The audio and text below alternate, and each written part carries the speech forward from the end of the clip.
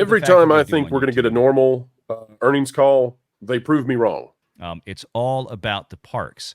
And when you say, hey, the park performance for this quarter that we're reporting on wasn't that great, perhaps for some quarters after that ain't going to be that much better. It's all about the parks.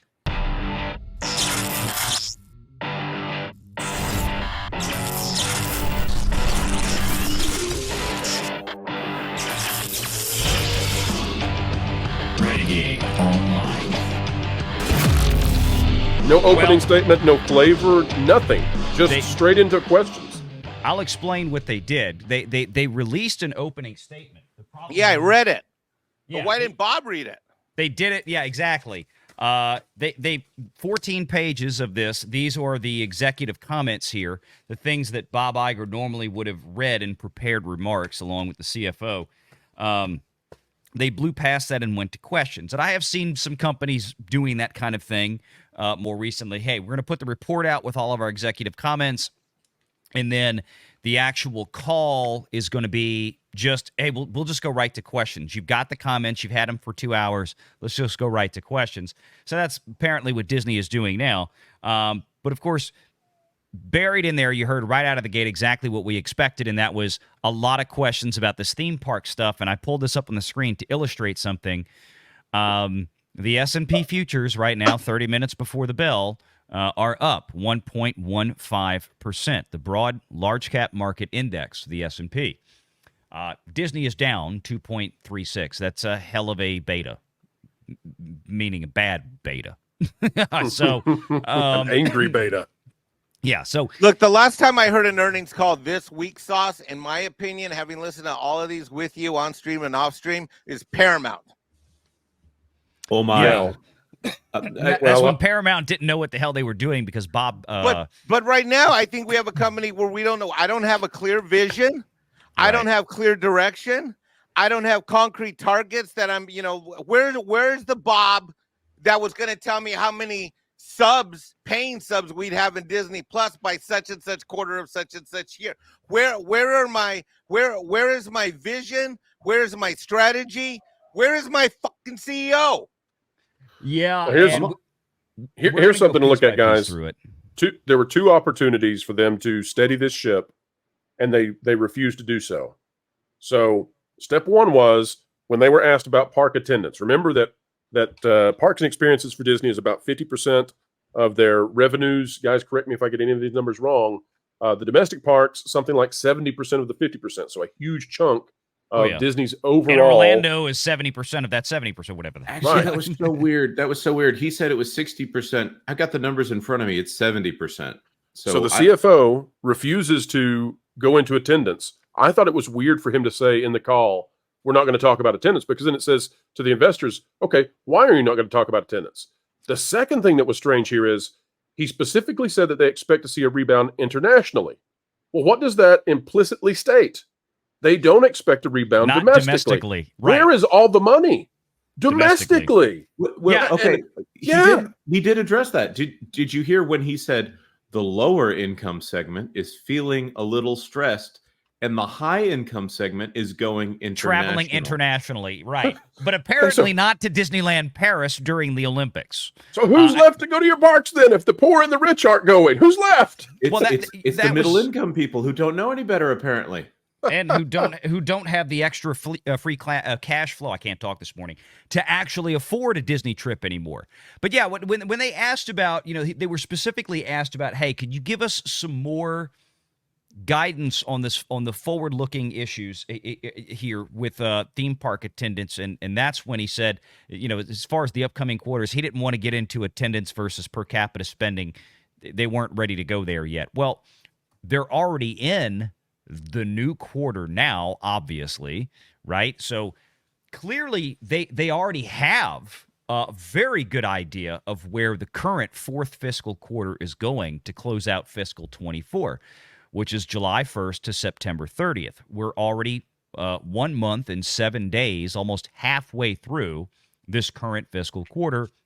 Clearly, Disney already knows how things are going. They did not seem to want to divulge any information, which in one respect I do understand.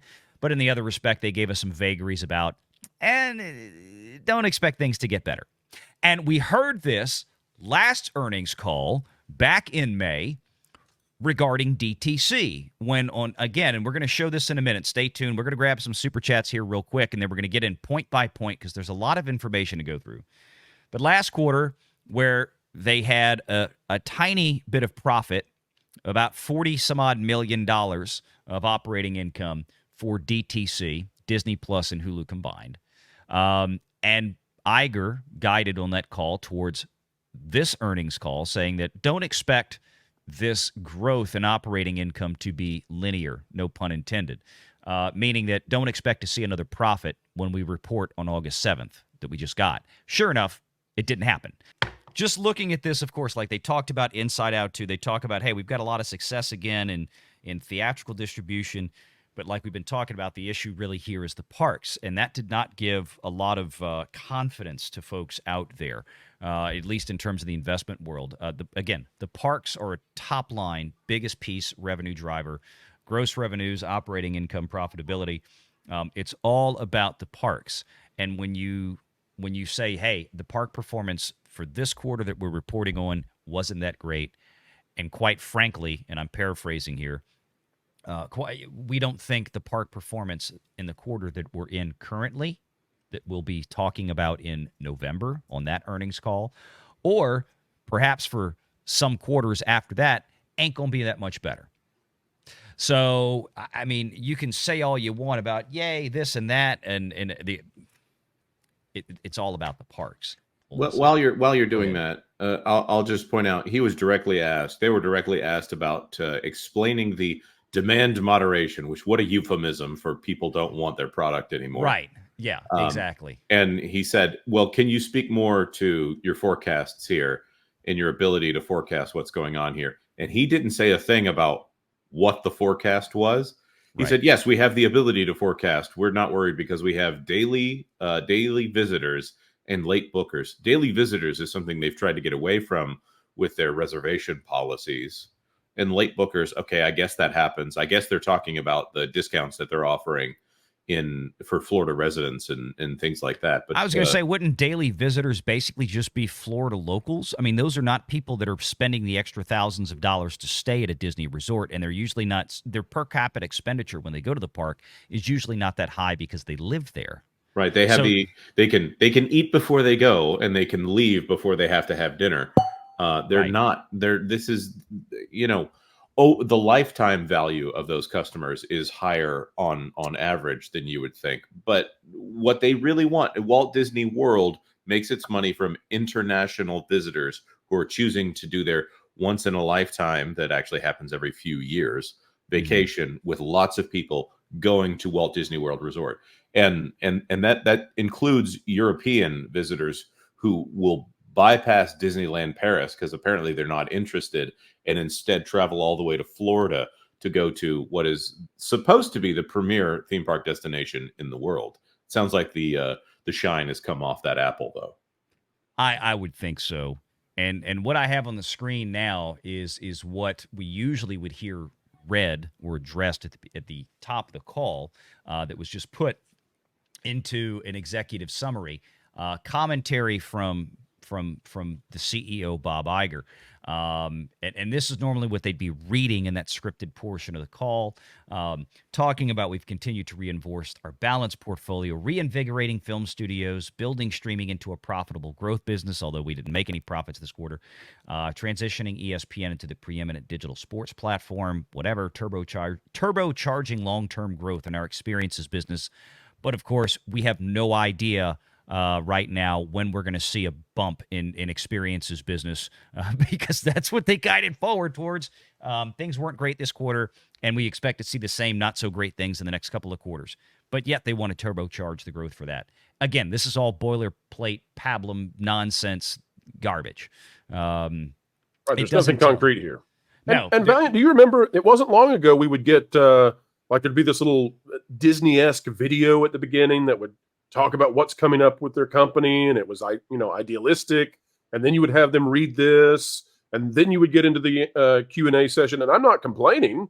Yeah. I'm just noting that this has now moved from the afternoon, and this being sort of a Disney produced, almost like their Disney movies and Disney Channel stuff, magical kind of language. And now it's, hey, let's get 5 questions and get out. I am looking at a company that's on the defense. I do think, unlike Valiant, I really look. I know he's not going to say it, but I'm going to say it. Pro said it. I really think they want to control the visibility, and they're playing defense. The move to the morning, I think, is directly connected to your show, Valiant. You may or may not be. I could be wrong, but I really think so. But beyond that, I really think that issuing a statement, not reading it. This is a guy. If Bob is an arrogant narcissist. If he's proud, he's going to get out there with the statement. He's going to make sure he's getting credit. This is a CEO and an executive office suite that is playing defense. They are playing not to lose and not playing to win. And there's a big difference between playing to win and playing not to lose. I agree with that completely. What we're seeing here, everything, this is about hiding the results. I mean, just consider this. I know that other companies are doing this as well, and the only ones who are doing it are someone with something to hide, which is basically, well, you all got the numbers, so we're not going to go through them so that no one else who really don't have to, or that we really don't want to, will get any kind of insights here. So you already have the insights. You want to do the extra work of reading them. You can find them right here. Let's now go straight to the questions, because that way we can lose a little bit of attention, because so many journalists out there in the various trades that can't be asked to read these papers because they're too difficult for them are just going to throw their hands up and say, fine, whatever, I'll move on to the next story. I mean, that's what this is all about. This is about hiding the bad results as much as they possibly can be hidden. And also, I'm going to add a 30-minute gap between the end of this call and the open of the market. Yeah. There's something in the third paragraph of page 4 that I want to point out, as long as we're talking about things that are going to fly by here. Yeah, there's a couple in here I want to mention. Go ahead.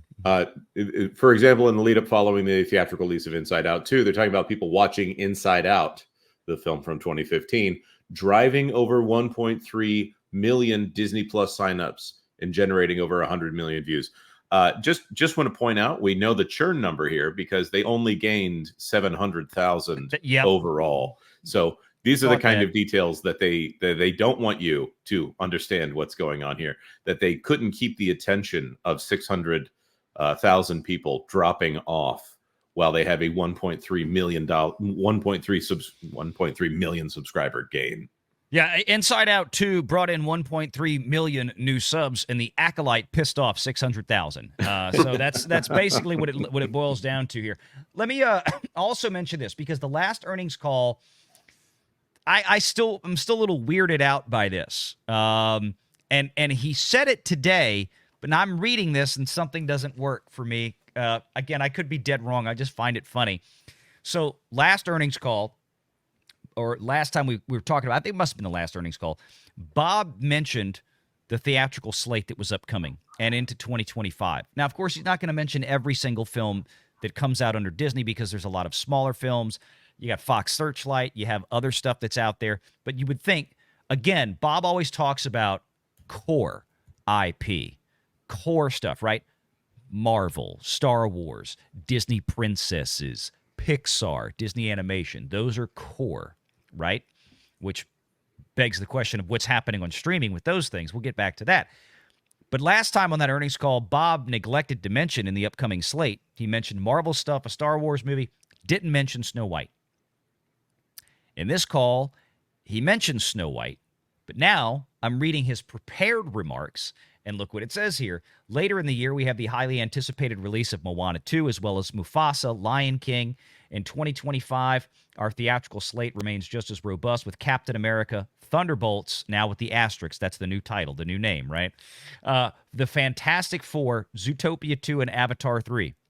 Again, in the prepared remarks, Snow White is not mentioned. Now, he said it on the call when he was just off the cuff. I find it weird. I still think that there is some... I kind of, again, these are prepared remarks. We thought about this, and this is what we decided to list. I wonder if there's still not some concern at Disney that Snow White is going to be fixed and ready in time for this March release. They just How freaking radically long does this altered. take, bro? That's what I'm saying. They just made some massive changes to their theatrical schedule at the end of last week, which we covered on the Sunday show. I just, again, I know he said it during the call. I still find that movie is an absolute disaster train wreck for Disney. Well, again, going to the idea that D23 is this week. The rumor is that we were going to finally get a trailer for this movie that was supposed to be done shooting before the strikes, strikes that happened last year, and that it was almost done, and then they had to delay it by enough time to shoot an entire film twice again. Mm-hmm. There's no reason that should be off this list unless they're trying to hide it. That's why I kind of wonder. Like I said, it's conflicting that it's not listed here, but every other movie on this list, Bob said, but he added Snow White during the remarks in answer to a question, but it's not here. I find that a little weird. And again, because this is the second earnings call in a row where, to some degree or another, Snow White was not prominently mentioned. And again, this is the Disney princess that started it all for Disney. So, and we know how much of a problem that movie is. It's going to be a $400 million production at gross when it's all said and done. I mean, it's not pretty. This was the next section that jumped out at me, and again, Disney core, right? Bob is on the earnings call bragging about how the creativity is back at Disney and all this kind of stuff. We have the top 3 most Emmy-nominated shows this year, starting with Shogun, The Bear, and Only Murders in the Building. All of these shows were Fox shows, and all of these shows were basically in motion before Disney concluded the acquisition of Fox. Shogun was put into motion back in late 2017. Nothing gets investors excited like Academy Awards. They love it. They just, nothing screams money like, hey, we got some awards that we awarded ourselves. Yeah. Yeah. And I mean, this is just it. You look, Abbott Elementary. Okay, all this is great. Disney has some shows out there that were big hits, but these are not the typical Disney fare. This is not Disney core stuff. They are spending enormous amounts of money, billions and billions and billions of dollars, on creating what Bob Iger calls the core content. In other words, the stuff that Bob refuses to license out anywhere else. Marvel and Star Wars primarily. They're not on these lists. Nobody is going to throw an Emmy nomination at The Acolyte because it was trash. Nobody's going to throw Emmy nominations at most of the Star Wars stuff. Nobody's going to throw Emmy nominations at Marvel. Well, you might get some for costumes and visual effects, basically technical. Do you think that they will try to champion for it? Because, of course, you can nominate. You think that Disney is going to spend any money towards a nomination campaign for any of those series, especially The Acolyte? I mean, it's already a failure with the audience. It's a failure in the ratings. Now, it was successful with the paid chills in the entertainment media complex. Could they try to be salvaging that for posterity by trying to campaign for some DEI Emmys for it? I wouldn't put that past them. Well, consider. I will say that Ahsoka was nominated for Primetime Creative Arts Emmy Awards so that they could say Emmy nominated Ahsoka. So even if the show, even though I've got people who, if I say Star Wars, and I've got a policy to not try to convince somebody to dislike a show that they like, but I had someone who's a longtime Star Wars fan say, dude, I mean, this guy, Midwestern, big beard, handyman, just works hard all day long, loves Star Wars, and he's just done with this. He's like, I don't know, I was a little off on Ahsoka, but by the time Acolyte came around, I heard about hate watching, and I figured out that's what I'm doing. I'm hate watching this thing. They've lost the audience entirely. Well, to build on those, sorry, let me just say this real quick, if it's okay. In the earnings call, Bob specifically mentioned when he was saying that we're successful with our streaming business, and then the next thing after that is he listed the number of Emmy awards. So what matters to Bob is adulation of awards that are meaningless from a viewership standpoint or a revenue standpoint. What Bob cares about is being in Burbank and knowing that his little Hollywood reception cocktail buddies give his little crap shows some plastic and metal fabricated awards. Well, that's what Bob cares Those about. are the 2 shower days. Make sure you're subscribed to Valiant Renegade and join us every Sunday at 6 p.m. Eastern for the live show.